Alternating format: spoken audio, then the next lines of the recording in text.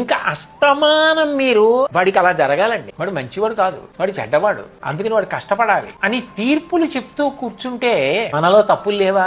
మనం ఏ తప్పు చేయలేదా? మనం అసలు ఎప్పుడు జీవితంలో ఏ తప్పు చేయకుండా ఉన్నవాళ్ళమా? మనకేదైనా కష్టం వచ్చినప్పుడు ఇతరులు కూడా అలా అంటే ఎంత బాధగా ఉంటుంది. నేను ఇంత కష్టపడుతుంటే మంచి పని అయిందే అన్నారట అంటే నువ్వెంత బాధపడతావు? అట్లా ఉండకూడదు. ఇతరులు కష్టపడితే సంతోషించడం ఏమిటి?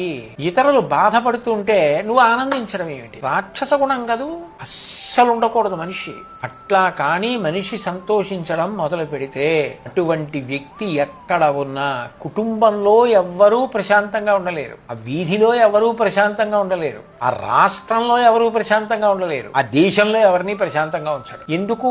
అవతలవాడు బాధపడితే వీడు సంతోషిస్తాడు, అవతలవాడు సంతోషిస్తే వీడు ఏడుస్తాడు. ఎంత ప్రమాదకరమైన గుణం. ఇట్లా ఉండకూడదు. అవతల వాళ్ళకి కష్టం కలిగింది, తనకే కష్టం వచ్చినట్టు బాధపడ్డాం. అంతేగాని